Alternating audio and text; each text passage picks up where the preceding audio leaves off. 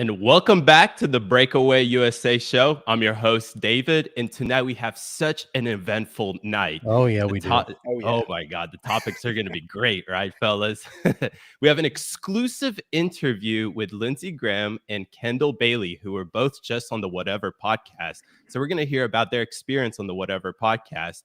We also have James O'Keefe releasing some interesting footage regarding the whole how the CIA went after Trump. So you don't want to go anywhere because we're going to be talking about that and showing the entire video here. Maybe not the entire video. We also have our meme reaction, of course. Meme reaction of the week, the best meme of the week.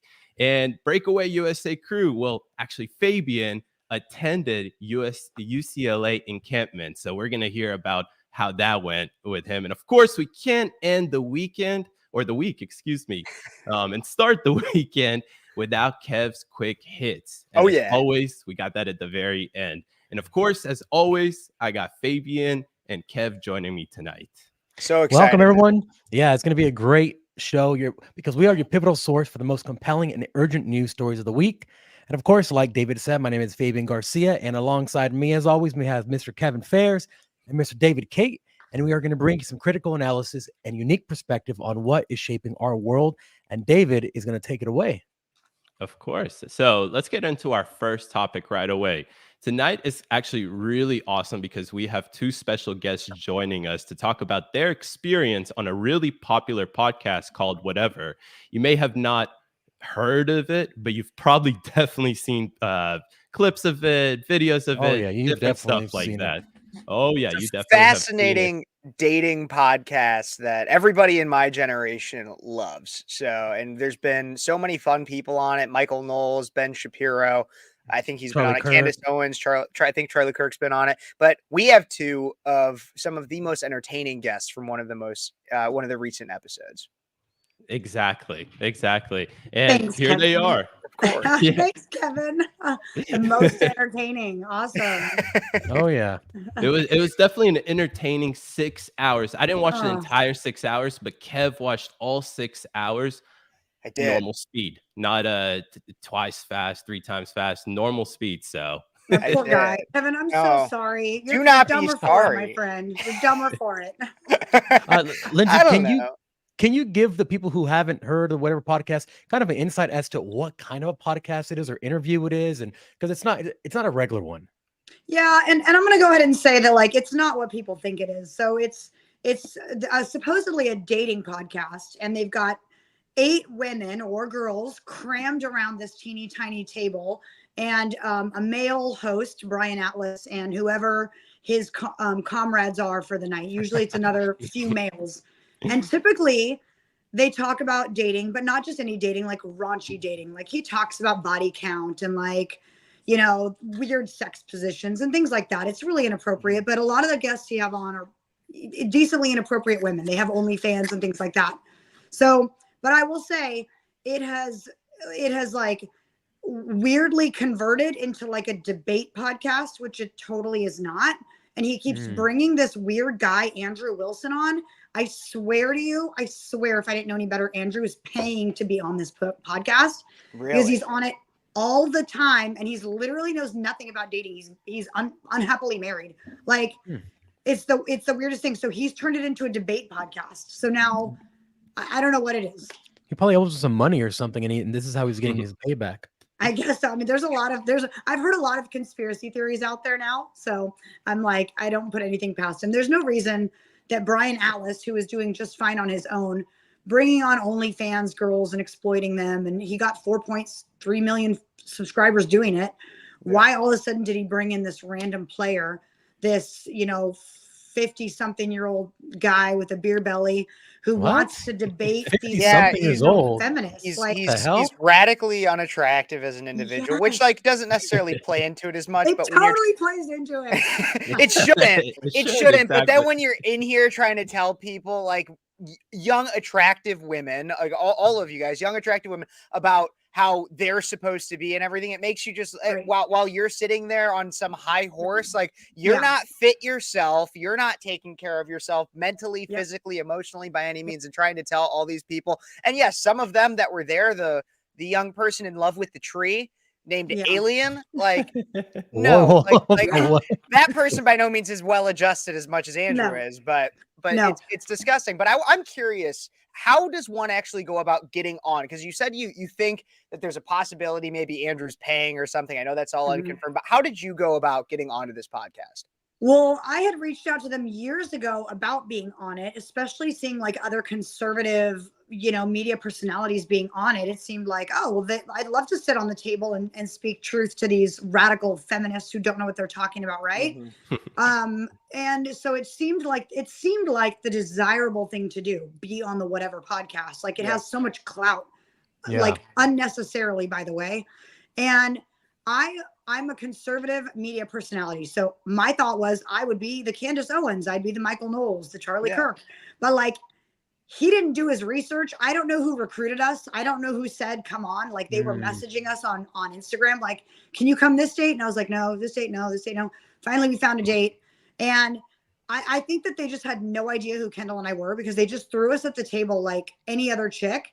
And then, of course, as you saw, poor Kevin, we never really had a chance to talk about like, hey, by the way, we're like raging conservatives over here. But even if we would have gotten a word in edgewise, Andrew is so set in his like pedestal of patriarchy. This like the old fat guy. Yes, the old fat guy. Okay. Yeah. And up close, he has like gray, black outlined teeth too, which like just adds to it. Of course he does. Disgusting. Yeah. Disgusting. From smoking like 3 cigarettes. Well, Howard Stern had the little black midget Beetlejuice who had those same kind of teeth.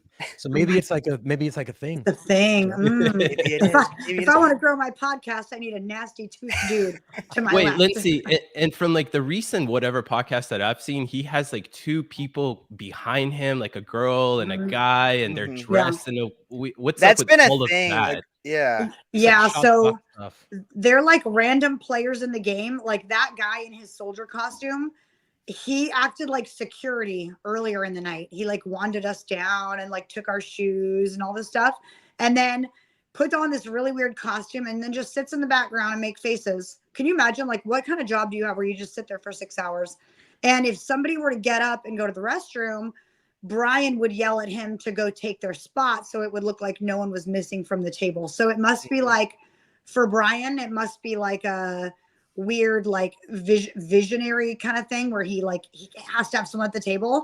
He has some really, really strange personality characteristics, like autistic, like I don't know, like, really weird. So, oh my god! Well, no eye contact with people, and like loses his mind, really sweating profusely the entire podcast.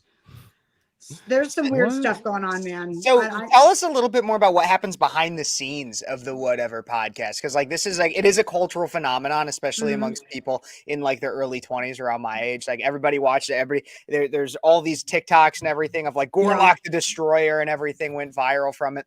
Like what happens behind the scenes? Like so you said that you kind of got a little bit more into insight as to who Brian is. Among other things. What did you see? Okay, so we were told via Instagram. That's their only communication. It's not professional like you guys where you're texting and emailing and here's a link. Like it's like be at this door, which is super secret and private, at 4 p.m. sharp and don't be late. Well, we were there. They wouldn't let us in. They're like, we'll be down a little bit. They were down to let us in at 4:20, which is really weird. Like we're just standing on the street in a street town. Women, by the way, leaving a group of women like on the sidewalk alone. We get let in. They wand us down. They check our purses. Very strange. This is a podcast. We go up a bunch of flights of stairs, go in the room. They tell us we have to take our shoes off because the neighbor below is weird about noise. But Brian and Andrew are wearing shoes, by the way. There is a bowl of stale chips on the counter. It's almost like an apartment. And what you see is what you get, like one square white table and 10 people shoved around it. Just as perfectly as Brian wants. He doesn't make eye contact with anyone. He only came in the room to bark at us where to sit and then to yell, shut the F up, because 2 of the girls were like chit-chatting during the rules. He had the rules dictated to us, told us to shut up if people weren't listening. And then he would just show up throughout the podcast whenever he felt like it and read the computer screen and start conversations. And like, Kevin, you saw one time he likes to control everything. He yelled at me because I asked her something about the tree. I asked her about her relationship with the tree. And he I goes, saw that. Yeah. can we just shut up about the stupid tree? Like, why are you guys feeding into this? This is BS. This is so Yeah. dumb. And he's like, Well- stop with the comments. And then he asked her a tree question. I was like, That's what I was gonna say. Is I noticed that there was one time where like you guys were trying to like go into it a little bit more, and then he was just like like you said, he shut everybody else up. This tree doesn't matter. The tree doesn't matter, and then all of a sudden it mattered again to him. yeah, yes. So he wants to be the one dictating the conversation. Mhm. And if what you're saying is too boring, he shuts you up. If what you're saying is offensive, he yells at you and demeans you and undermines you. It's like such verbal abuse. I have no hesitation saying that. I'm not trying to be dramatic. I was in an abusive relationship for 3 years, 20 years ago. I know what verbal abuse looks like, and this is it. So I mean, look, I've been around these kind of people all my life in Hollywood. What they do is they're extremely rude to people so that people give them respect. They're like usually like the uglier guys that can never get girls, and this is why they act like that. I mean, it's not like I haven't seen a million of these guys ever. Right. And I guess, and that entire, it sounds like leaving you outside, having a stale bowl of chips, having a really crappy room. It's all to, you know, to get you in that mindset of, oh, okay, this is like some apartment and some college frat boys controlling the, you know, everything. Exactly. It just sounds really lame, but I guess because it's all gimmick with the idiot dressed like a soldier or something like that, and then the girls dressed like ridiculous like elves or something like that, and then it's just like, No, that's Alien, man. That's Alien right there. Yeah, that is Alien. That's Alien is in love with a tree. It was like we got a clip. Let's play this clip to check it out and see how it was. I started going to a new church and really found Jesus in authenticity. And I started going to a new church and really found Jesus in authenticity. And I got down on my knees and gave my baby to God. And that was kind of the closure of, you know, my abortion. So church never found out about it? No. Wait, which one's the fat old one? On the right or left? Who did I kick off first? Because we did a They prediction on look like Twitch twins, to of be honest. Who was going to get kicked So tonight? basically, she was already in the back eating chips. And she was checked. Well, she just got up and left. And then this she girl got stood up. Here's just a tiny example. And you guys, this is one of the tamest examples of what happened on the Whatever podcast with Kendall and I. When we tried at any point to get real or authentic or share stories that had a real impact on the world or the message that we convey on a daily basis, like me sharing my abortion story and how I use it to empower the women not to get abortions, everyone at the table is fine with being real. And Brian goes straight to like, who did I kick off the show? Like, oh, I'm such a man. Look at the size of my wiener. Who did I kick off first? I just got extremely vulnerable and shared something that was very intimate, powerful, and his only response is, what slut did I kick off the show first? This guy, wait till you guys see all of the stuff that we're going to clip and put together. And we've seen some great stuff, honestly, from that. Look, the one thing I kind of want to ask is, how did you feel in that moment? Like when he literally, like you were telling this vulnerable story and all of a sudden he just says, then I just kicked that one girl out. I mean, what's up with that? I actually like, it's probably a lot deeper than you want to go, but because I was abused 20 years ago, I kind of am really ashamed to say that I kind of turned back into like a victim.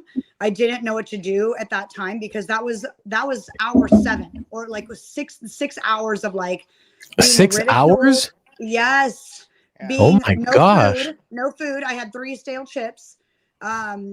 Being ridiculed, talked down to, cussed at, yelled at, demeaned, degraded by I hope a they bring man. me on the show one day. I hope to baby Jesus that they bring me on that show one day. Oh, I hope so too. Those guys need to get annihilated. The guy's a bunch of But bozos. yeah, I just was like, I wasn't myself. I was weak. I was tired. I was hungry. And I was like, I guess the best I can do is try to share some of my story and hope that it impacts some women. And he just like literally turned me into the bad guy, the villain of my own like testimony. And I was like, I kind of was done fighting. Like if Kevin watched the whole podcast, I got up and left for a while and I was just in the back, like, let me know when we can leave. And then I sat back in my chair and I literally laid down and fell asleep on one of the girls. Like I was just done. I was done fighting with that dude. Well, I think the thing that was difficult for me to watch with it is because like I didn't disagree with everything Andrew had to say in Right. terms of like the purely of what there was multiple times where I saw you and Kendall even like trying to say like, hey, we agree with you, but the way you're framing it or the way you're saying it is disrespectful. And then you guys got into they kept talking about meta conversation and all that crap. And I mean, to an extent, some of it was, but it ended up being all about tone instead of like, let's actually get to the heart of what is being said here. Cause then you have this, the two like lesbians that aren't lesbian at the table. And there could have been so many opportunities for such great conversation, but because it ended up all devolving into a power grab from a lot of people at the table, not everybody, but a lot of people at the table were trying to control it all. And whenever Brian would lose control, it seemed like then everything just kept going to absolute shit. Wait, sorry. So just again, who's the old fat guy? Is it Brian or what's that's the other guy? Andrew? That's Andrew. Okay, and it's Brian's show. It's allegedly Brian's show, but he brings Andrew on, old fat guy, almost every and the show. other guy is a younger chubby guy. One's old and fat, one's younger and chubby. The younger chubby is Andrew. Younger chubby sweaty. Younger chubby sweaty. Or younger is Brian. Brian, and then Andrew's the old guy. But it was a fascinating show because there were so many opportunities for good conversation. I mean, you and Kendall were generally normal, and then you had some just wild experiences that I was really excited to hear about. But it all just devolved so quickly. It was it's so sad. But if it's any consolation, we are actually in contact with 3 of those girls from that show. And we're actually able to like have conversations with them and minister to them outside of it. So I really feel like it really sucked for us. It really sucked. Yeah. I'm fine talking about it now, but it really put me in like kind of a weird emotional place for like 4 or 5 days because of my abuse history. And now I'm like, dude, God totally had a reason for us to be there. It was to minister to these women, and we're making real change outside of the Whatever podcast. Do you think with all that, because that sounds amazing, but do you think there would be any chance that if we were to do some kind of a live stream where we could get everybody or as many people that you're still in contact with and have like a real conversation, I think that'd be epic. If you could get them all, like everyone keeps saying someone needs to start a Whatever podcast, but like it actually treats people, like bring these women on and like, minister to them.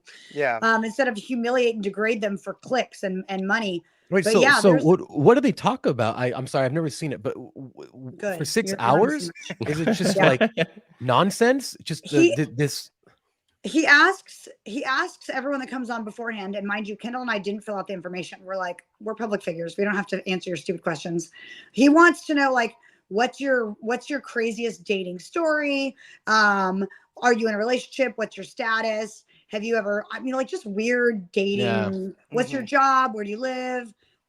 What's the longest relationship you've been in? So he makes it out like it's dating questions, but then when he gets these girls on, he's really looking to like exploit them as whores, essentially. Like, and just make fun of them. I mean, I'll be honest, no matter who you are, Andrew and Brian will literally find a way to turn it into like, you're a whore, you're below us, you're not even worthy to be here, but great story. Like that is the goal.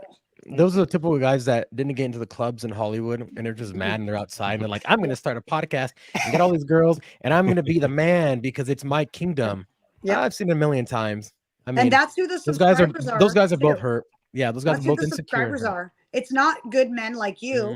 It's a bunch of beta males that have been hurt by a woman or 2 women or 3 women, and now they hate women. And so they're on there paying $200 to make a comment that's read out loud that degrades one of the girls. So when I say it's like people are paying to humiliate these women, that's literally what's happening. And Brian's taking all the money. Yeah.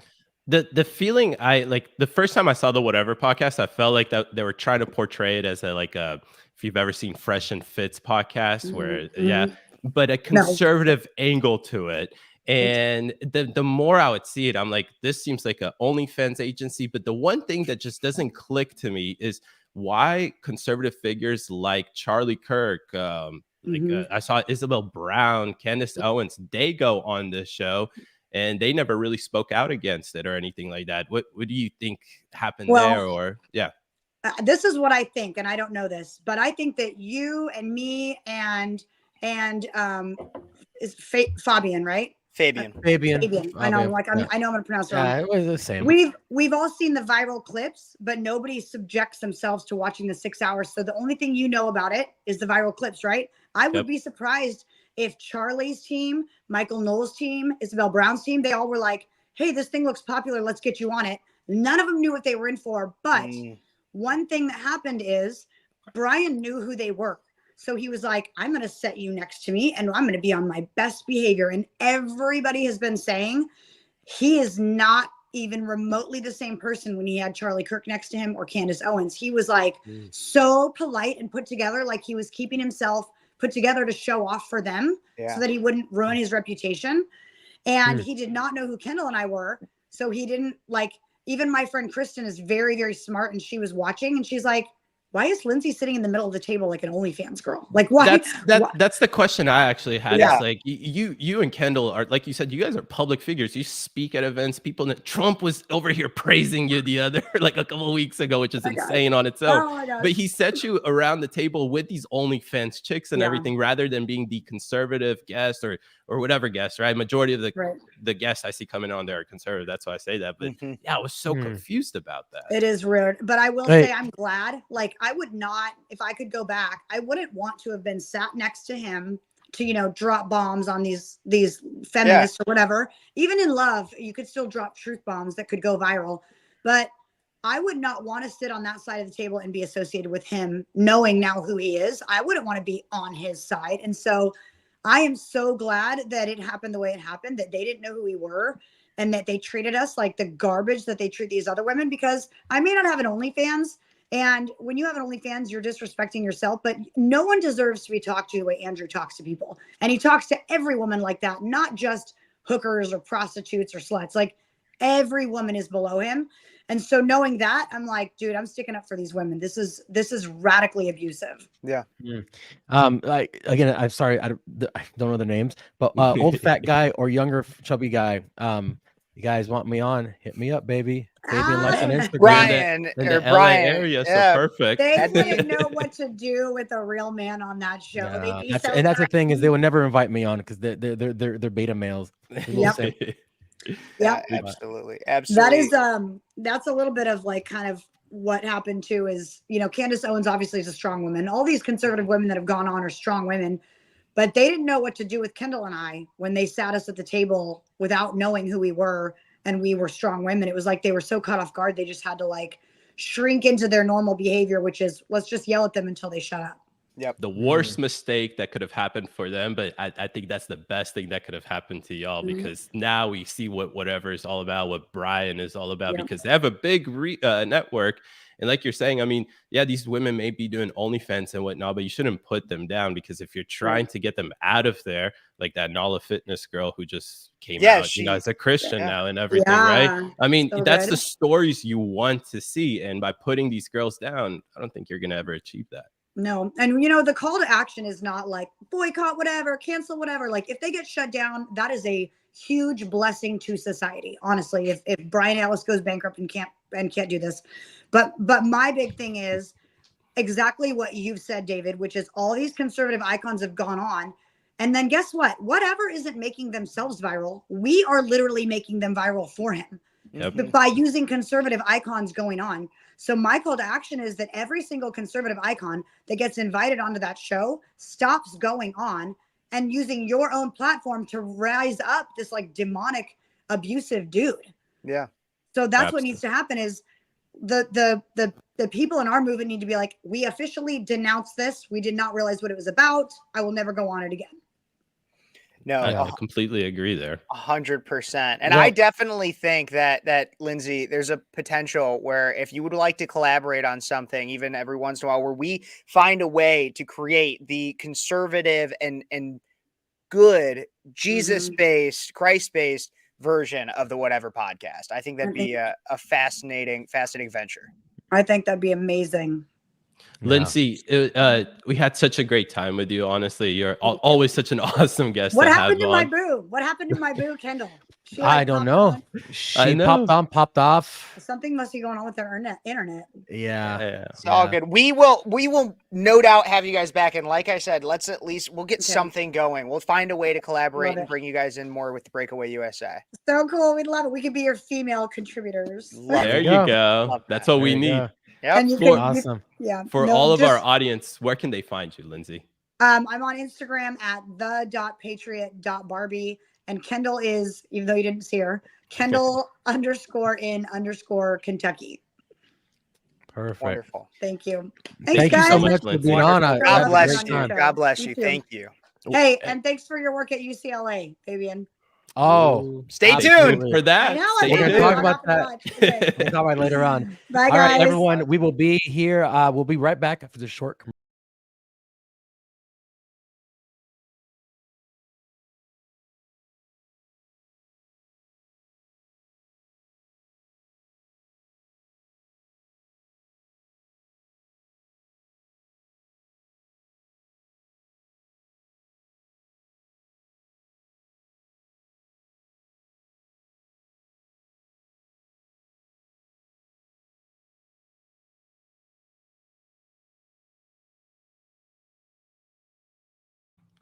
No. All right, everyone. Let me take a quick second and thank our sponsor of the day, Freedom 2O, an incredible company that we work very closely with.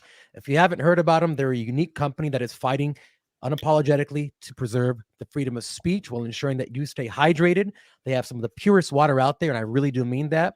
They have this really cool, unique filtration process that includes reverse osmosis, O3 ozonated water, which helps you hydrate and helps cell regeneration. And they also treat it with UV lights to kill anything that's left over. So they really do help us.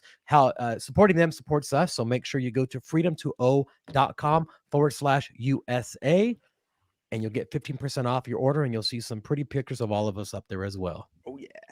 The prettiest. Exactly. And you'll see all of our favorite stuff on there as well.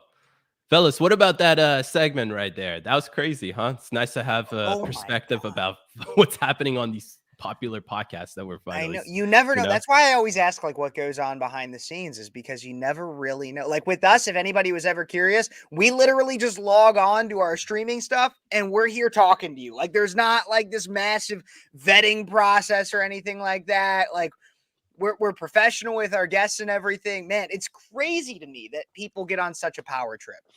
Yeah, and I'm glad that she explained how they leave them downstairs, because that's the beginning of this mental gymnastics that they play on you. You're a girl, you're out there, like she said, alone. They leave you down there. There's nothing in there. There's no food. There's just stale chips. It's all meant to prepare your mind for the abuse. That's a preparatory abusive kind of relationship that they're doing. And I get it. I mean, obviously they're not dating coaches because they're not coaching anybody. They're just apparently talking crap to people. But I get the gimmick. I get the shtick. I've seen it so many times. You have these guys, like I was saying, who they never got laid. They can never get into the clubs. They're just like, rejected. And then they get really mad, start a podcast. And because it's so gimmicky and so weird, and you have like people dressed up in like uniforms or something, and you have people dressed up like, it's a freak show. Dumb. It's a freak show ran by Barnum and Bailey. I'm gonna call those two guys Barnum and Bailey, the bozos.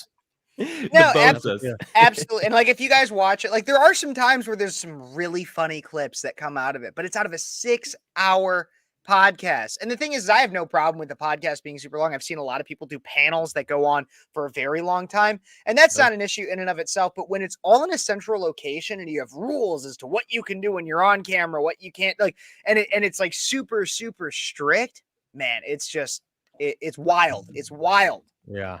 But I don't think it's as wild as the story that you're about to break right here for us, right, Kev? Oh, absolutely. Let's pull up a little bit of this clip. I don't know if you guys saw this, but this is up there with Woodward and Bernstein's Watergate, Edward Snowden through WikiLeaks releasing everything about the NSA. No, now we have a new 3-letter agency, which we know has been radically spying on Americans, but not just Americans, on the former president of the United States while he was president, even coming out further. James O'Keefe, actually, I consider him kind of a friend, met him a few times, who has exposed CNN, has exposed the Washington Post, has exposed so many. I mean, what's one of the most recent ones that he had? He just had Pfizer as well that he exposed.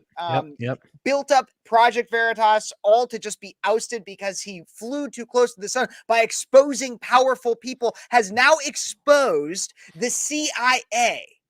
Ooh. And it's radical the amount that they are doing. So take a look at, we're going to watch like the first 2 minutes ish of this video. This is a 30-minute video that you guys can watch. There's more and more coming out. We're going to start with just the 2 minutes of this one. Wow. There's no audio. You have to, it says it's muted, Fabian. The audio is muted on our end. That's what happens when we don't have production, Cody. Amjad Fasisi shows her his CIA identification badge. No, where does it say? Doesn't. Hey, that's the point. That's the point. What's CMC? China Mission Center, darling. That's my mission center. Gotcha. Amjad talks about how the CIA kept information from Trump. Like working. We kept information from him. Say one more time. We kept information from him. From Trump? Yes. He's an idiot. And there are certain people that would give him a high-level overview, but never give it to you. You know why? It's called leak those details.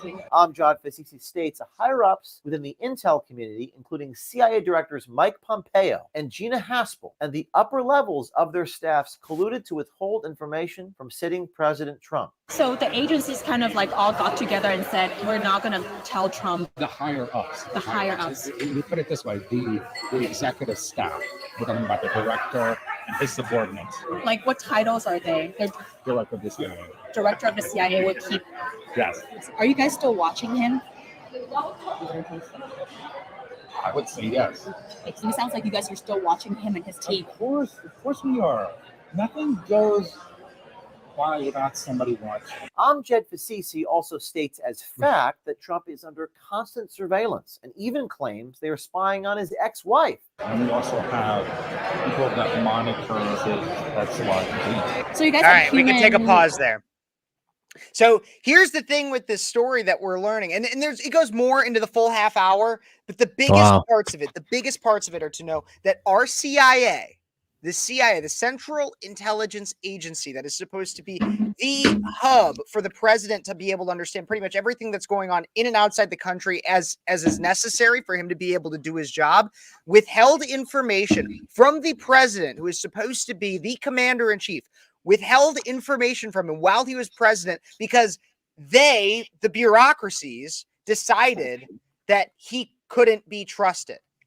Along with that, they surveil him when he's acting as a private citizen and throughout his campaign while under direction of a new president. And yet you'll still have people, so much so that they're even still spying on his ex-wife. And they will claim that they're nonpartisan, or that Joe Biden has nothing to do with these indictments, or that there is no such thing as election interference, when in reality, our own bureaucracies are clarified to be doing this. Baby, what are your thoughts? You know, this is something that we kind of all knew, but it's incredible to see how easy information is given to people just so that they can get laid. Because all these guys, including the gay ones that are giving all this information out, they're doing it over dinner with females or males just to try to impress them to get laid. This makes me think we have this massive high standard of CIA agents. Oh my gosh, because of all the books we've read and the movies we've seen, there's some secret undercover ninjas. This shatters all of that. Everything you've learned about the intelligence agency can be gotten so easy. Imagine what China has. Imagine what every other intelligence agency around the world has. If James O'Keefe can get this so easily, how secure are we really?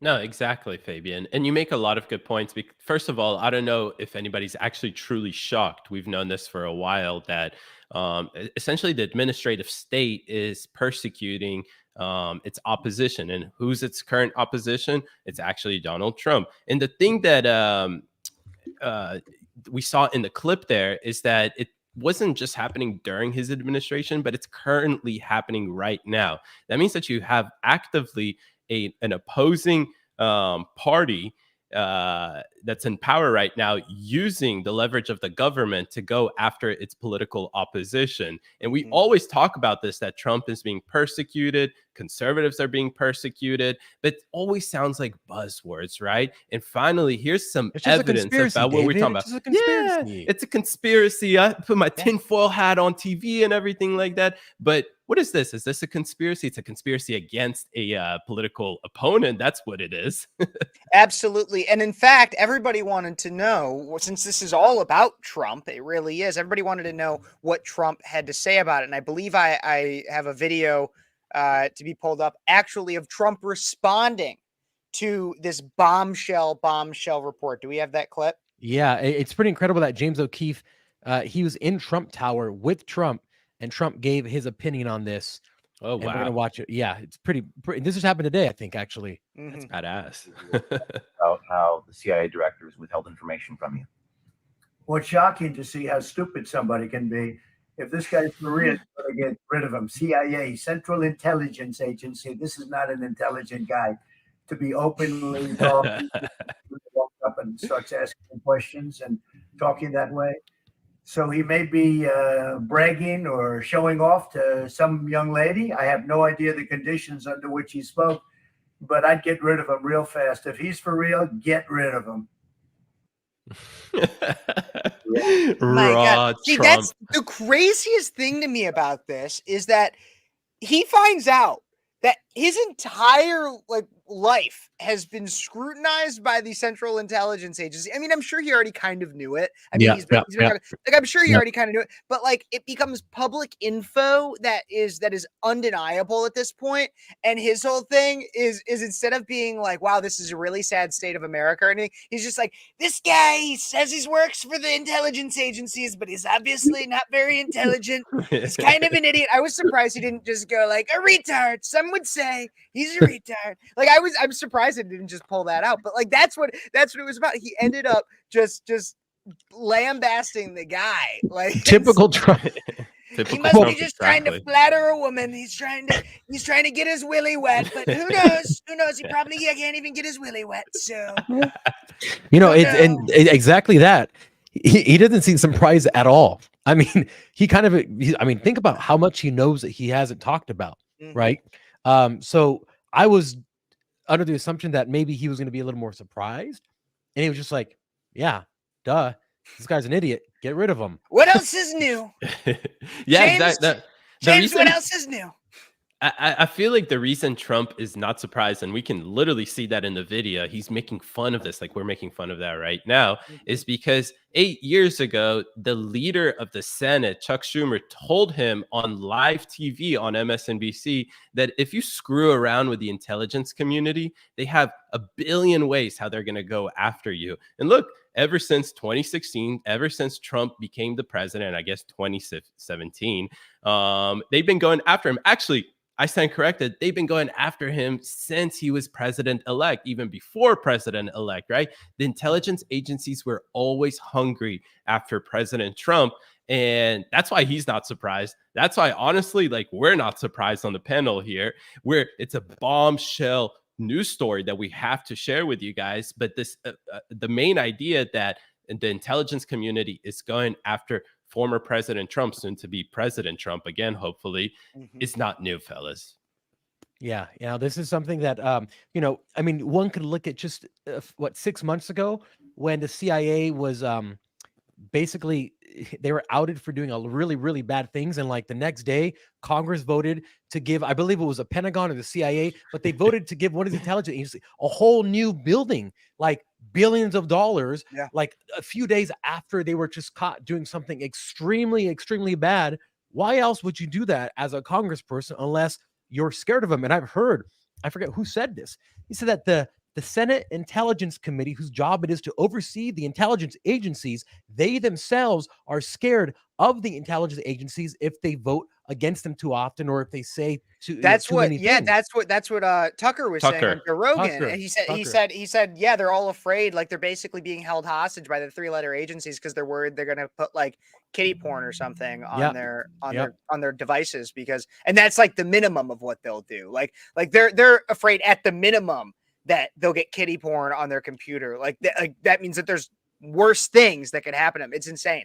It's insane. Our elected officials are held hostage, and not to like negate some of the blame among some of these people that vote for some of the most heinous ththings.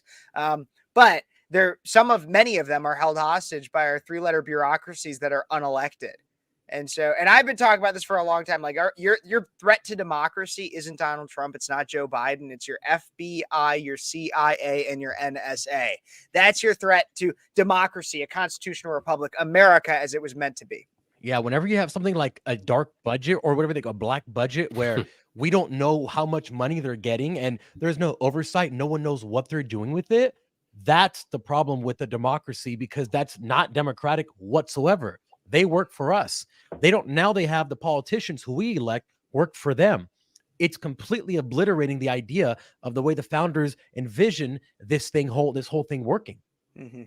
Just to go back to what the video was all about, with them like withholding information from President Trump when he was the president, in a sense, isn't this illegal treason, borderline treason? I mean, how can you be an official, like it or not, the president of the United States is the executive. He's the head of state. So that means everybody beneath him, regardless of how much you may oppose him or disagree with him or believe that he's weak or whatever it is, you still have to report to him or her, if that'll ever happen.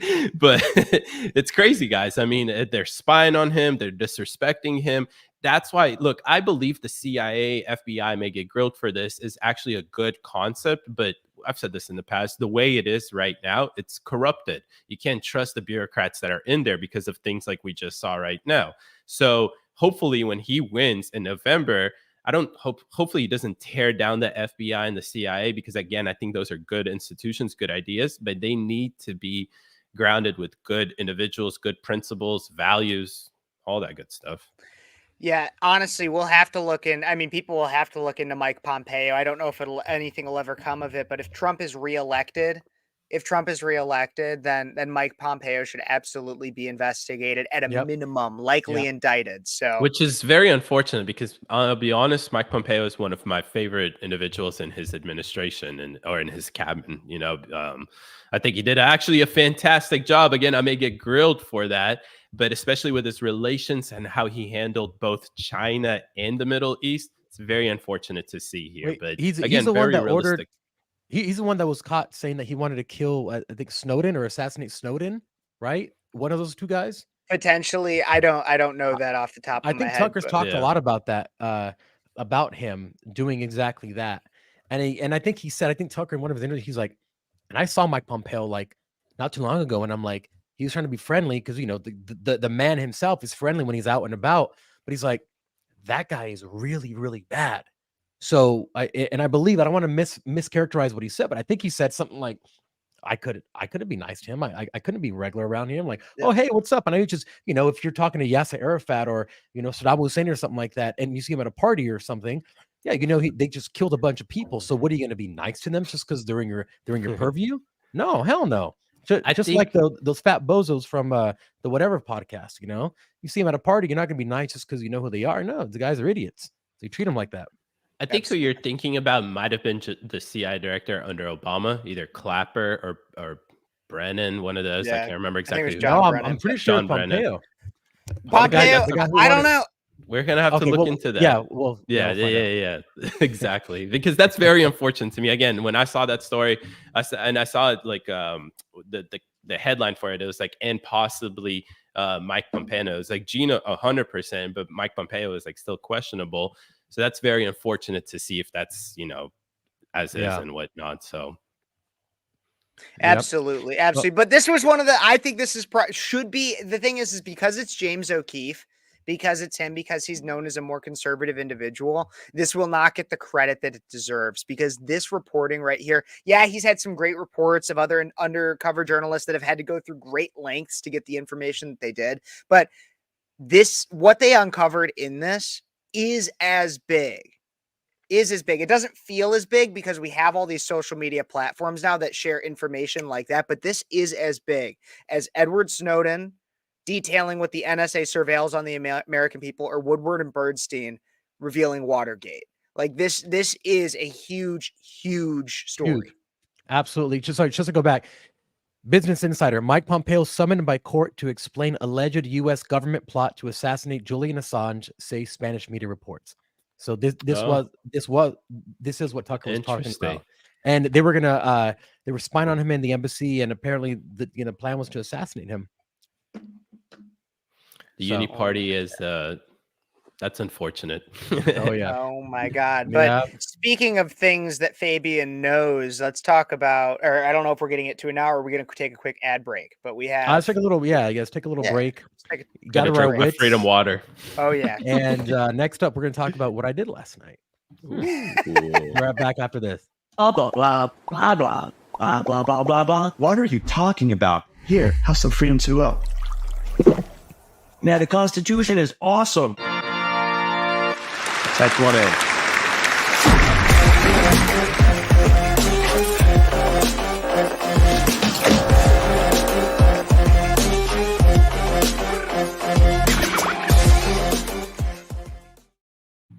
Well, I had quite an interesting night last night. What did I do, everyone? Well, I decided to go to the final countdown, the final boss, the final fight where you're fighting Shao Kahn in Mortal Kombat. I went to the UCLA protest, the Palestinian protest. Now, just to give you some backstory, the night before, so 2 nights ago, there was a massive brawl between the Israeli counter-protesters and the Palestinian protesters, and the cops did not intervene. I've heard for like hours. Some people were saying it was hours, like 2 to 3 hours that they didn't intervene. People went to the hospital, people got hurt, etc. There's weapons being used. So tonight, or rather last night, the cops were saying we're going to move this encampment off, and they were calling all the troops. There's this Twitter page called People's City Council Group or something like that, and they were saying we never back down. We'll bring everyone. We're going to show the cops who's boss tonight. We need everyone there. So I went. And I want to show just a little clip about what happened last night. So let's watch this clip really quickly.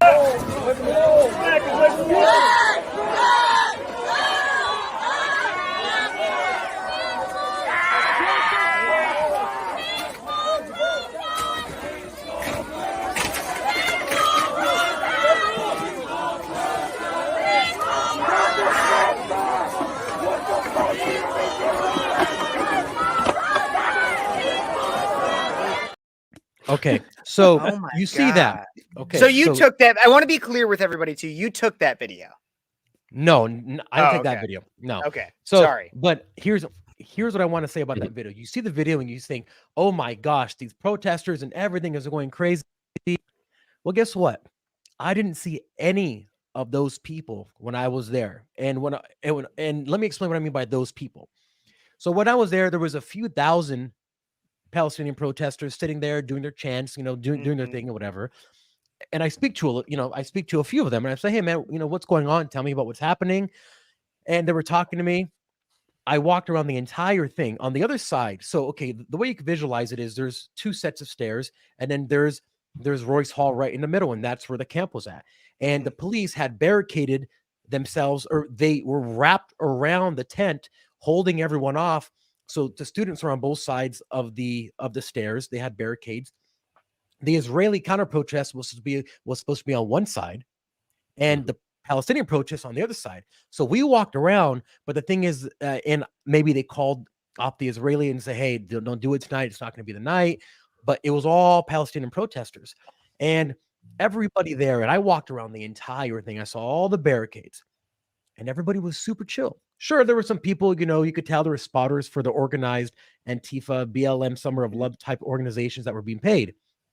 When I saw this video, this happened about half hour after I left. I left about 12:30 in the morning. Yeah. This happened half hour after I left. I did not see any of those people. And I'm going to play it again for 10 seconds. I want you to notice how they all have the same helmets on, how they all have shields, how they all have umbrellas, how they're all organized in a wall. this is not normal behavior by normal students. So I want you to watch it again and tell me if those guys look a little bit of organized.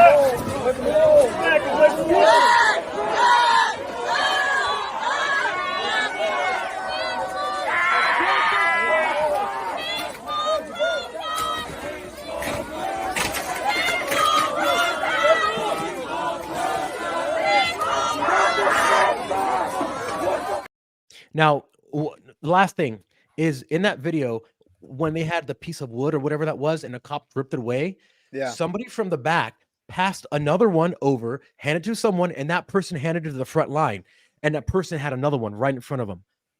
And I saw that, and I'm like, these guys were at some staging area when I was there, because I didn't see any of these people. Yeah. And at one point, they said, okay, go. And all of these paid protesters went in to cause a chaos. It wasn't the regular protesters. So you see this and you think bad people. But what I saw was these are the organized communist open society funded that. David, your video went viral talking about this. It was just incredible to see what really happens and how the media makes it look like something it's really not. No, you're absolutely right. And even like noticing that the umbrella is something that really stood out to me. I don't know. Have you ever seen on my YouTube channel, I have a video of me about a year ago now going and talking to protesters at an event that was for DeSantis.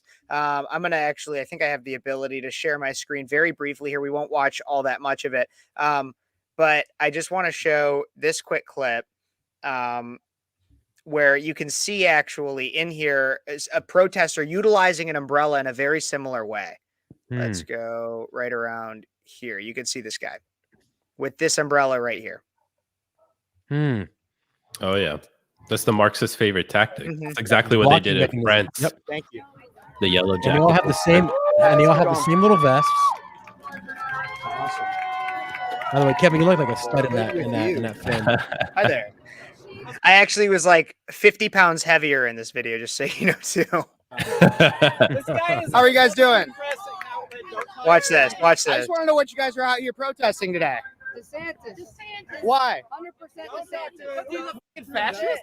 Why is he a fascist? Because don't you know what a fascist See? is? So this guy with the umbrella is controlling everything. He's the one that's making all of this. He's controlling all of it. It's absolutely insane to me. And he is the one that's like, when it comes to this whole everything that happens, it's just like what happened there is whoever is holding the umbrella. It's like the flipping talking stick in kindergarten. Whoever's holding the umbrella, that's who gets to control whatever goes on in the protest. Absolutely, it's a training method. It's a universal training method that happens underground. Like I don't know that for an absolute fact, but based on the pattern of behavior, that would be my guess. Well, David, your video just went viral exposing, because a lot of people were saying, you know, I've been posting in comments, yeah, these are the open society funded people, and like, you're a conspiracy theorist. And I'm like, dude, you need to watch David's video because you uncovered all of this, how much they're paid and everything. Can you tell us a little bit about that? Because that's incredible. Yeah, it's interesting what happens when you follow the money trail here, because, I mean, it's literally right there. You can see the transactional evidence.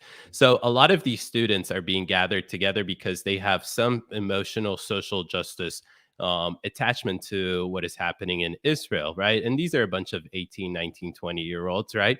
Organizations understand that, hey, if we can organize them, then this can become a very powerful political tool that we can use. So the very bottom of it, of course, you have the students and these campus-based organizations like Students for Justice in Palestine, they name it, and all these creative ways that they figure out, right?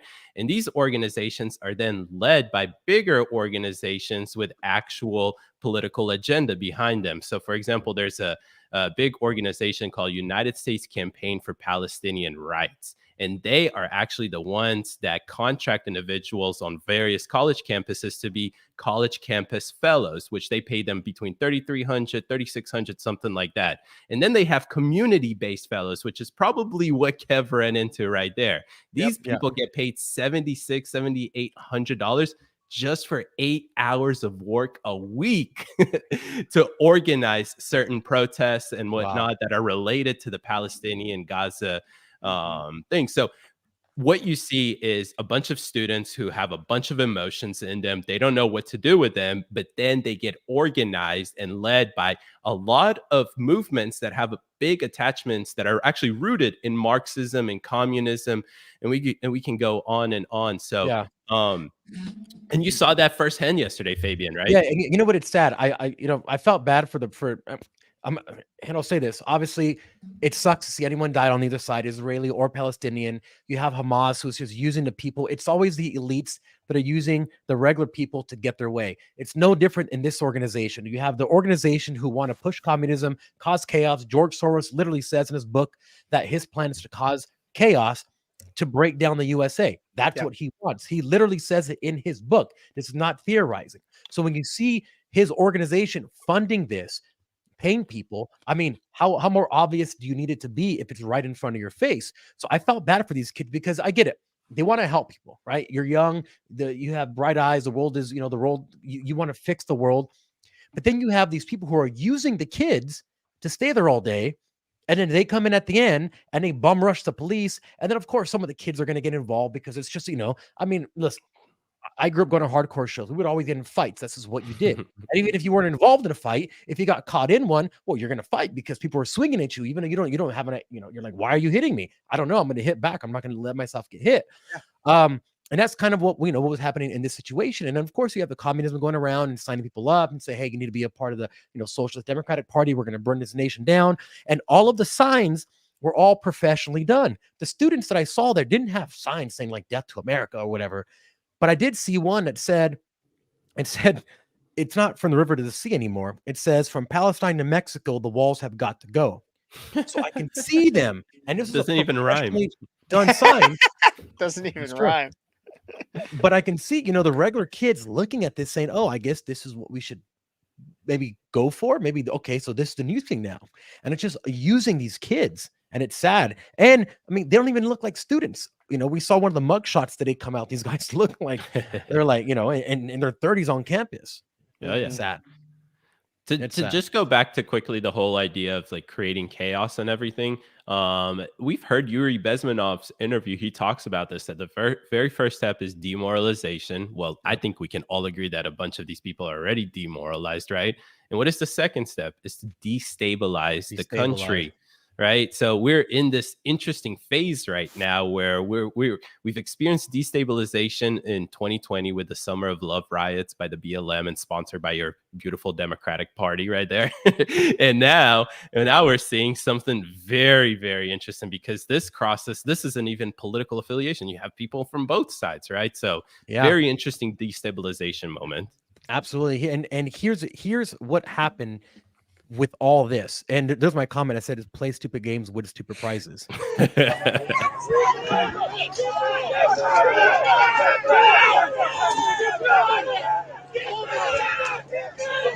this is them actually clearing the camp out.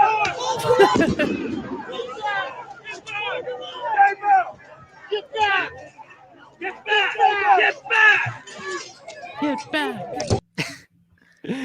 Yeah, and you know what? I give credit to these officers because there was a lot of protesters there, and they had and not only that, but they had to use restraint because there's cameras everywhere. I mean, there's literally guys right next to someone getting beat with the camera shining it, in their face. So they have to do their job without using the maximum amount of force that they could to alleviate the situation, which is kind of weird. Absolutely. Well, at the end of the day, too, these students, though, they've I think they got charged with trespassing, although this is on a college campus. Actually, what it was is that they ruled it as an illegal assembly, right? Yeah. So, yeah, I mean, look, there's consequences at the end of the day. If you're going to go protest, if you're going to build these encampment tent cities that look like homeless places, then, hey, at some point you're going to run into some sort of consequences. Yeah, here's the last video I'll play really quick because this one's very insightful. And this was shot by someone named so Street People of Los Angeles incredible page posted this. It's one of their people who go in. This guy or these people, I don't know who it is, snuck in and was actually inside of the camp. And you can see the organization in this because it's pretty incredible to see how it's actually organized. You have people there's a hierarchy. There's like an assembly line. So let's go ahead and pull this up really quickly and And watch this here.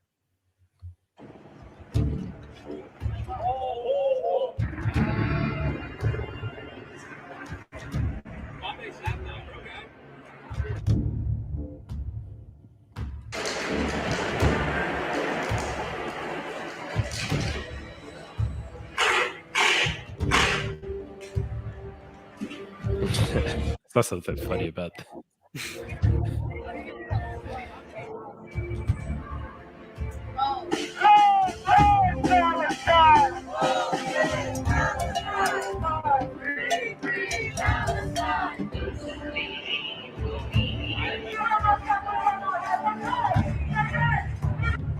This will suppress the tear gas.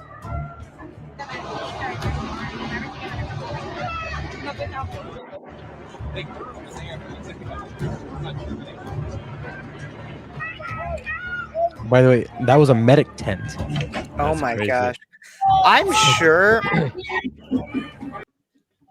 sure as we watch these things that there's got to be a way to reverse engineer exactly the structure of how all of this goes down, because like I'm thinking about it. I posted to my Twitter. I thought it might get more views on it. I guess not, because it wasn't as sexy as the ones that have fights and everything. But I posted to my Twitter yesterday, or X, that Illinois State University, my alma mater, started having a type of encampment come up. No, there was not massive fights at it. It was pro-Palestinian protesters, kind of pitiful, like probably around like 20 to 30 people out there, and they were screaming a lot of the same crap, like from the river to the sea, blah, blah, blah, blah, blah. We hate Jews. We get it.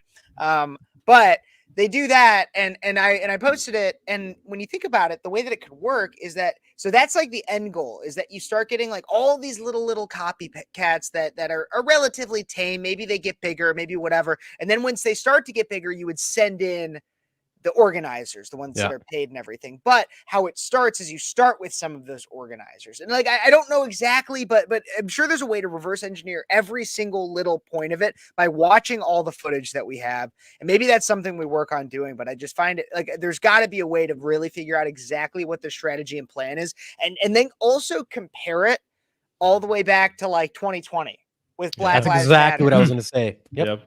Because I'm sure that the strategy and the plan is so similar. Then you could even probably go back to 2016 and compare it to, while it's smaller, the Trayvon Martin and the Devontae Williams, I think was another one of the names. But like all those, like they had like little syndicate riots and protests that happened because of BLM getting started. And so I'm sure there's a way to tie it all together, at least in terms of strategy. Yeah, absolutely. I think that does it for Fabian being at UCLA for the night. Yeah, I hope you learned something. I know, right? People pay $90,000 and don't learn shit. So that's very true. All right, fellas, why don't we go to Kev's quick hits? Time for Kev's quick hits, everybody. Let's go.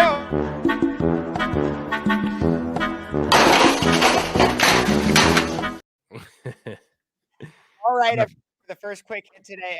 I'm so excited to be sharing this because it's something that I've been talking about for quite a while. The United Methodist Church is absolutely corrupt. Like, you should not be a Methodist by any means. I don't know your guys' denominations, but if you're a Methodist, you probably shouldn't be one, because out of the Associated Press, the United Methodists repeal longstanding ban on LGBTQ clergy. And so if you did not know, Methodist Church has been going through this kind of rift where about half of them believe that being gay is okay, despite the book of Leviticus saying the exact opposite.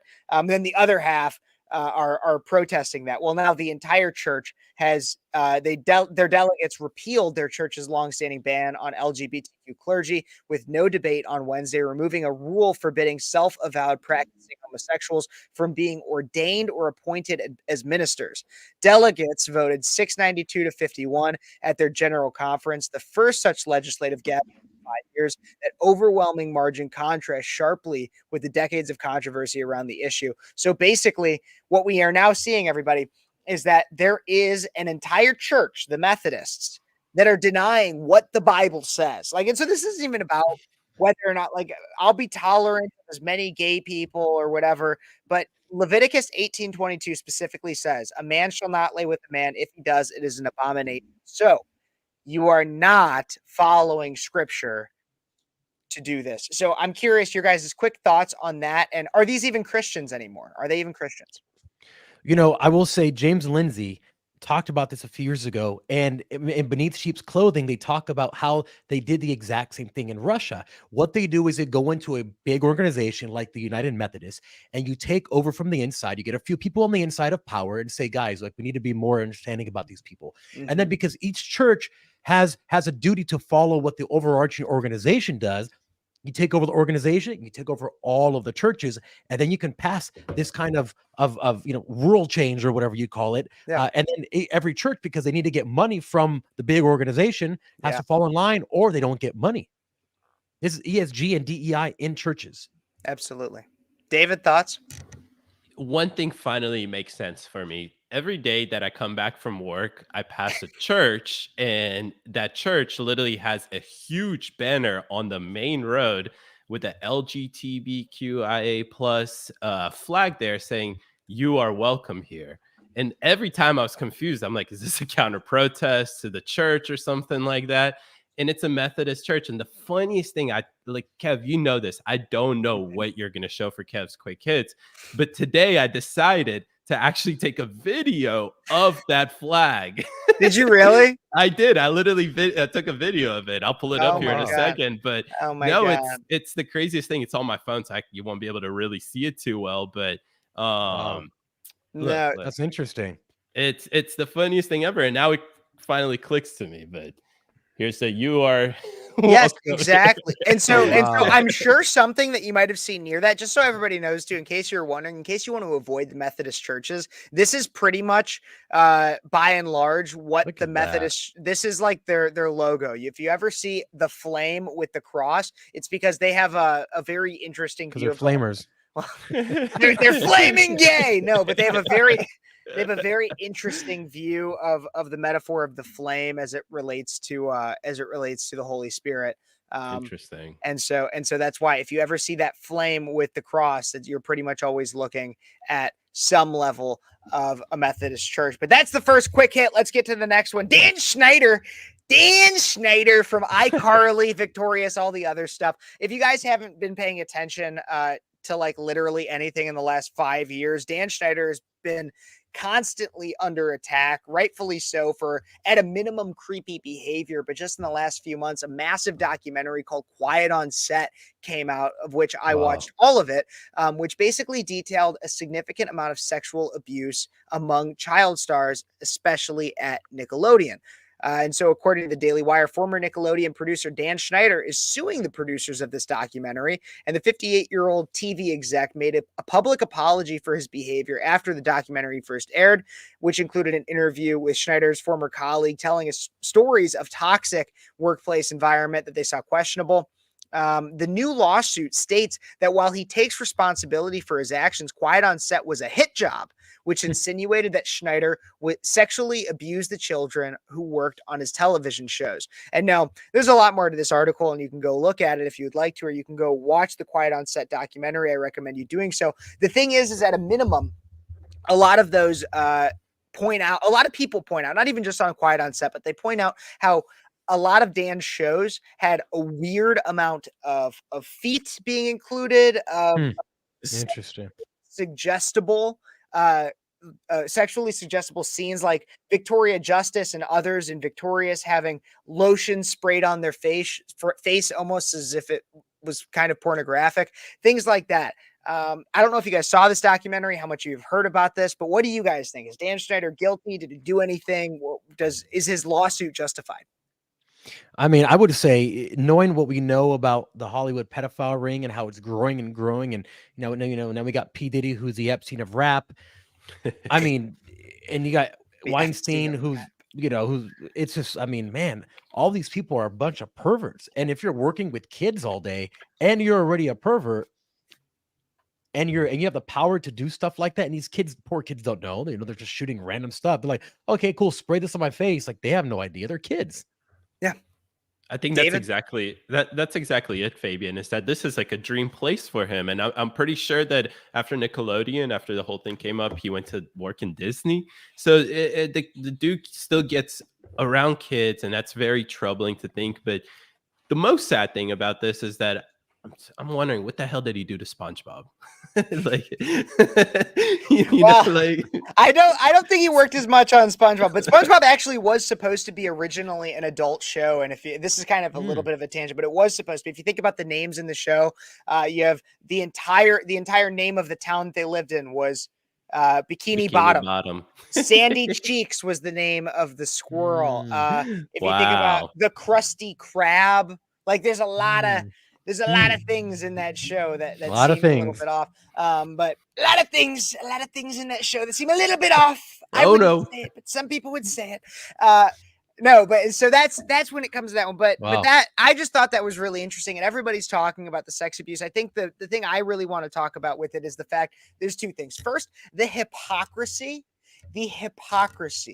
among so many leftists to where they will be so outraged about Dan Schneider. But as soon as a drag queen is shaking their ass in front of their kids, good point. They're like, oh my God, shell out the money, make it rain on that man dressed as a woman doing sexually explicit acts in front of my child. That's fine.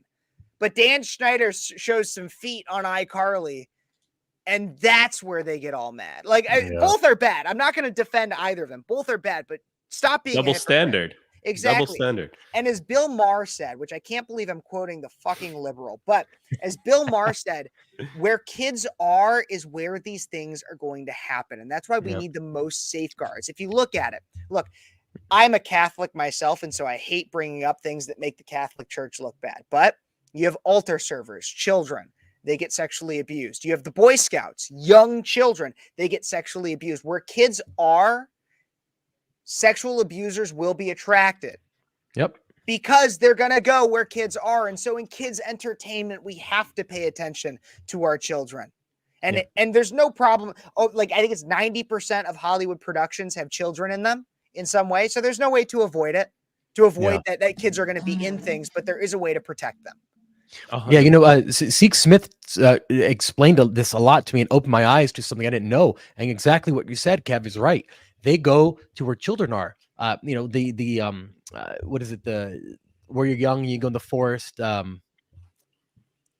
whatever they're called, where you go and you have like somebody trains you on like how to start fires and stuff. Oh, the like Boy Scout. The Boy Scout. And there was a lot of them in the Boy Scout. And I guess the Boy Scout had their own hush hush thing, and they got ousted.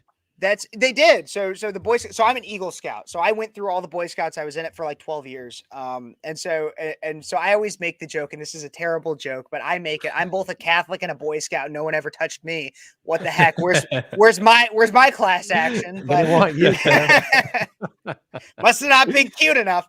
But no, that's exactly what it is. It's where kids are is where they're going to go. And it's not like, I mean, right now we could talk about low birth rates and everything, but we don't need to get into that tangent. But the thing is that we're always still going to have kids. And so the best we can do is look out for them. And so don't be a naive little bitch and pretend like somebody's not going to be a creep towards your children. Just saying, keep an eye on them. And speaking of keeping an eye on them, that brings me to my next quick hit, which is out of the post-millennial. A Christian conservative family is shocked to find that a trans woman was playing the evil queen after paying $300 for a dinner with Disney characters, to which I asked, who the hell would pay $300 to have dinner with a Disney character? But according to the story, a conservative Christian family spent that much money. I don't know if we can watch some of the video. Let's watch the video. Let's just do that. Great video here. Evil Queen. Oh my God. That's my favorite. We have so much. Oh yeah, that was a little weird. So it's a conservative Christian family's paid that much money to have a meet and greet dinner for their daughter at Disney World, and were shocked when the evil queen was played by a man. When the father of the family spoke to a manager at Disney about casting choice, he learned that the man was actually transgender. The manager reportedly told the father that the evil queen was being played by a woman who, quote, was so excited to get the role. When he pressed and wanted to know if the individual was a biological male, the manager told him that he could not answer that question. And because you asked it, you're a bigot, basically. But Disney went gender neutral in 2021 when they removed, quote, all gender references from guidelines for casting. And the goal was to improve inclusivity at the park. After that, visitors to Disney were faced with men playing women's parts, such as instances where the role of fairy godmother's apprentice was played by a male. So what do you guys think about this? A biological male is playing the part of the evil queen, and a family paid $300 to have dinner with it. I have my own thoughts, but I'll get to those. What do you guys think? David, you take this one, man. I'm so flabbergasted. This just reminds me of like, for some reason I'm shooting blanks, but you guys could probably help me here. Is that like they always make fun of this, of like some movie that's gonna play, and like the main character is like some character from history, and they're white, but they're playing them as black. This is like an extension of that, because It's essentially it's cultural appropriation. Cultural appropriation, exactly. I mean, like, listen, you got chicks, or you got roles for chicks being taken over by dudes. And I don't hear the feminists coming out and being all angry about that. So that's because men are better women than women are. Yeah. We're so much better than women. She's the man. She's the man. About that, I will say this: the best straight guy on television is played by a gay guy, Barney from How I Met Your Mother, and the best gay man is played by a straight man, the guy from Modern Family, the fatter guy. Yeah, he's actually straight, and I'm like, this is the opposite. It's pretty incredible, but I mean, I think you make a point there, though, Fabian, in the fact that it's acting. If you're good at it, do that. Yeah. But I don't think the thing is when it comes to this instances, I don't think it's about acting. I think it's about the inclusivity stuff. And and to where my problem comes with this is not about the transgender thing. I mean, we could go back to the whole conversation about how they're going to be where kids are, the groomers, the pedophiles, everything like that. That's why we've seen, if you look at it, there's constant arrests of child pornography charges and molestations from people that worked for Disney, from low-level park employees up. But I digress when I bring up that point. The thing is that if this family paid $300 to have $300, which I blame the family first off for paying that much for a stupid flipping dinner for a meet and greet. But $300 to play with an actor, they should have at least been told that the evil queen was going to be a king pretending to be a queen. Like, they should have been at least told that, like, from a business transaction standpoint. Like, outside of all the transgender stuff, even if he was outwardly, like, knew for a fact that he was a biological male, if he wasn't suffering from delusion, then they should have been told. Like, for paying that much money, you should know exactly what you're buying. You should know the product. I mean, like, if you buy something and whatever is inside is not what was advertised, you're going to sue for false advertising. And that's exactly what happened here. So that's my thoughts on that. But let's get to a little bit happier news. John Rich, this is the next quick hit, everybody. John Rich, the singer from Big and Rich, just about 50% of that organization.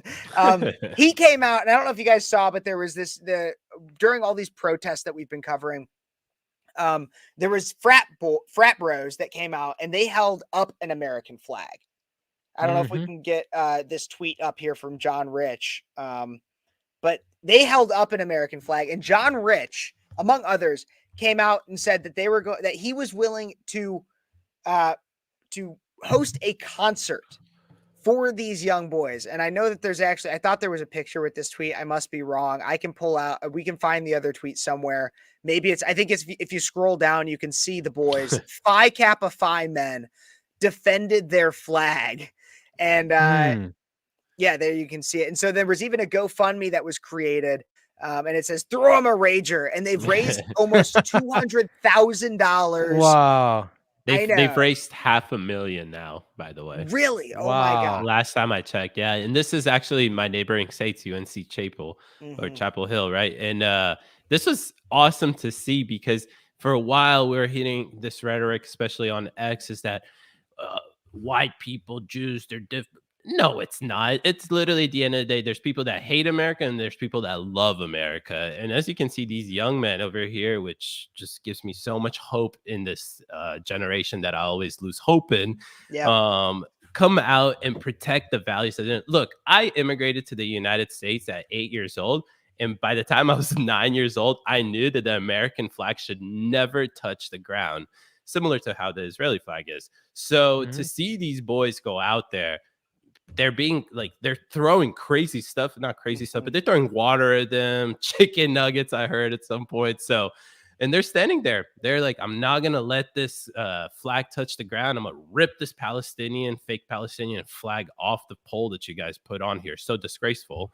And you know, keep this American flag above the ground until we figure out how we can get it up again. You know, Absolutely. This reminds me, and I'm going to coin this phrase. I haven't heard it coined anywhere else, but I'm going to say this is the Gen Z Iwo Jima.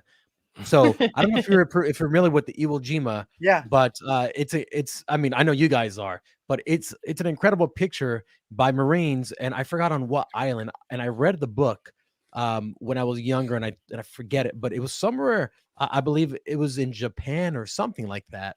It was, yeah, it was an island off Japan. Yep. Yeah, it's pretty incredible. And there's this whole statue and everything of it in DC. It's like it's on a hill. It's actually about like 15 minutes outside of the DC proper, but it's a beautiful, beautiful statue to go check out. There's pictures of it, of course, too. But I absolutely see that. I think the thing that's actually beautiful about this, there's two things. First off is, so one of the boys, who I believe was either the president or kind of one of the spokespeople for the fraternity, his name was Alex Jones. Ironically, and he came out on Twitter as well, and I read it earlier today. I couldn't find the tweet again. I'm sure if I looked it up I could, but he came out and it was a long thread where he basically said in it, he was like, you know, he was like, I didn't do this because I have a particularly educated opinion on Israel or Palestine. He was like, I think any loss of life is sad. He's like, I don't shame anybody for utilizing their First Amendment, the Palestinian people, protesters, or the Israel. He was just like, what I know is that I love my country and I love what it stands for. And anybody trying to disrespect that, that's what I have a problem with. He wasn't trying to make any kind of a political statement on either side. He and his brothers were simply trying to protect America and what it stands for. What I find interesting, however, is even despite that he says that, so he's by no means claiming that he's a conservative. I mean, he kind of is, but he is coming out and saying it's not about political partisanship by any means. The only people that came out and supported the GoFundMe, that pushed the idea of John Rich coming out, being a celebrity and coming out and saying the only people were those that are on the conservative side. What does that tell you? Yeah. It just furthers the whole point that these people just hate America, right? And in the last, I'll ask you guys, in the last 5 years, between the right and the left in America, who has chanted the loudest that they hate America, hate American values, that it's a white supremacist country based on absolute racism and everything like that? It's been the left. Well, it's sad. No, you know, it's sad because so the left is obsessed with being intelligent, right? You know, they're obsessed with being smart. And what they've done is they've told kids, if you're smart, then you have to do what we tell you. Yeah. But if you're smart, you would think critically about anything, anybody who tells you, do what I say and don't ask questions, because that just doesn't make a lot of sense. No, absolutely. And the left took me out right there. Sorry, fellas. The left took, because you called him out. Because you called him out. But David is absolutely, I mean, Fabian, you're right too, but David was absolutely right, is that people hate America. And speaking of people that hate America, it's both the Legibetica people and the British. And we have a little bit of both in this next clip. And educators. This is a triple whammy. Take a look and a listen to this clip, Libs of TikTok, for our final quick hit, everybody. Boom, boom. Did you know we deliver LGBT plus workshops for schools? Hi, I'm Jack. I'm the workshops leader here at Popinoni.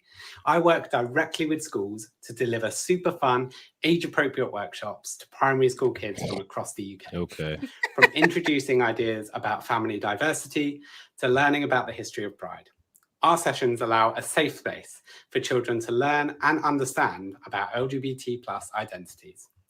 We encourage children and teachers to ask questions, share their experiences and thoughts, to ultimately help our next generation grow up, not just to be more accepting, but to celebrate difference. If you're interested in some workshops for your school, just drop me a line at info@popinoli.com. Jesus. Oh my God.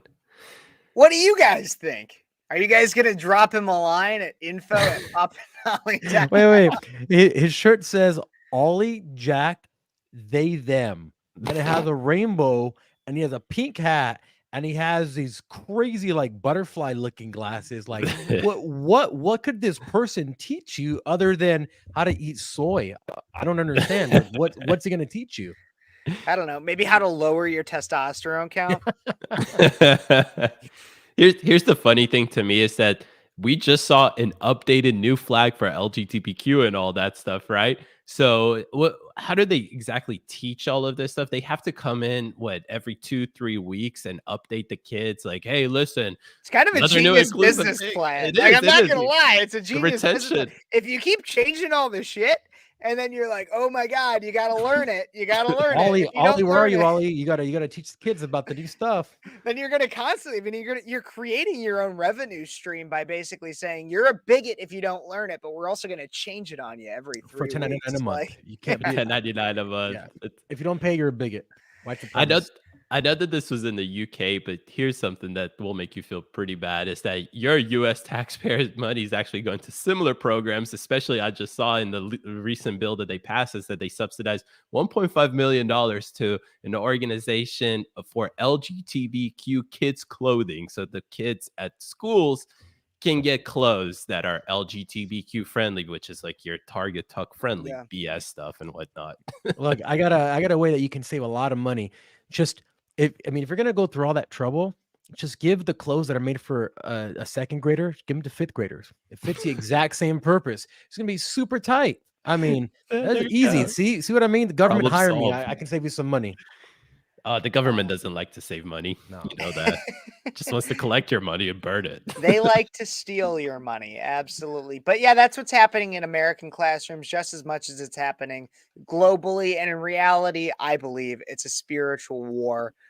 One of which, and that's why we started Quick Hits with the gays infiltrating the United Methodist Church, and they're also infiltrating your schools. And so the reality, maybe consider just getting out of anything government, for anything government funded, anything government subsidized. The CIA is going to spy on you no matter what. The schools are going to turn you gay, and your church might even try to do that too. And so is a fluoride in your water. Yeah. And that's what we drink. Freedom water, because it has no fluoride. Perfect segue. That's amazing. But that's Kev's Quick Hits for today. Boom, boom, boom, boom, boom. Yes, sir. And before we get out of here, guys, we want to quickly, again, shout out our sponsor, Freedom 2.0. They do amazing work. They let us talk crap on whoever we, like, they don't say anything. I mean, it's not like they don't let us. Like, we're going to do it anyway. Amazing.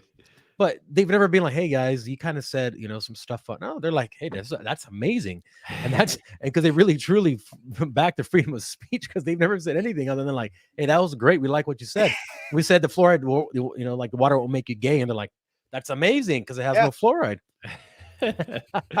Alex Jones approves. Oh, yeah. So check them out, freedom20.com/USA. And also, if you want to make sure that you stay up with everything that we are doing, make sure you go to our Telegram group.